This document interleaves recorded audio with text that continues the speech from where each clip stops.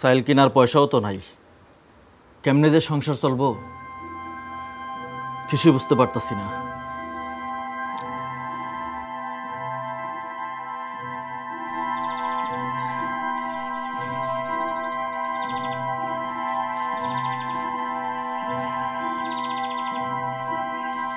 কি মিজান, ফিরে আইলা কে?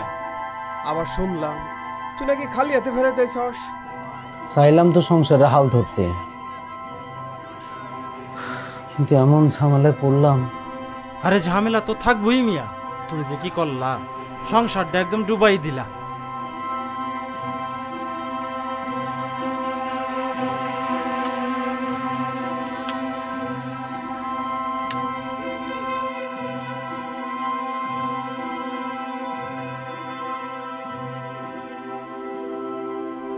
তুমি যে কি করলা, সংসারটা একদম ডুবাই দিলা। সাইল কেনার পয়সাও তো নাই, কেমনে যে সংসার চলবো।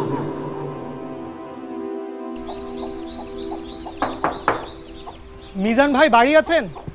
আমি ব্র্যাক থেকে আসছি। মিজান ভাই তো সারাক্ষণ মনমরা হইয়া বসে থাকে, কোনো কিছুই বলে না। নাউন খাওয়ানোর ঠিক নাই, ঘুমেরও ঠিক নাই। আরে মিজান ভাই আসুন আসুন। আসলে বিদেশ থেকে ফিরে অনেকেরই প্রথম খাপ খাওয়ানোটা একটু কঠিন হয়, তার উপর মিজান ভাইকে তো অনেক চড়াই উতরাই পাড়ি দিতে হয়েছে।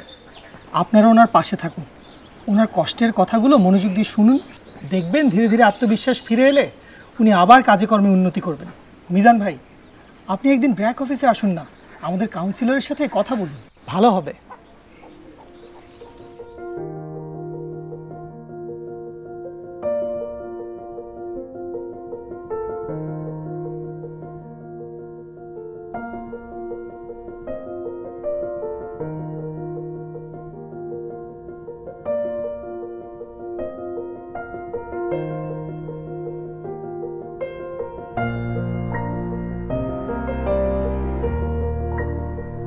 বিদেশ ফেরত অভিবাসীদের মানসিক সংকটের সময় আসুন তাদের পাশে দাঁড়ায়।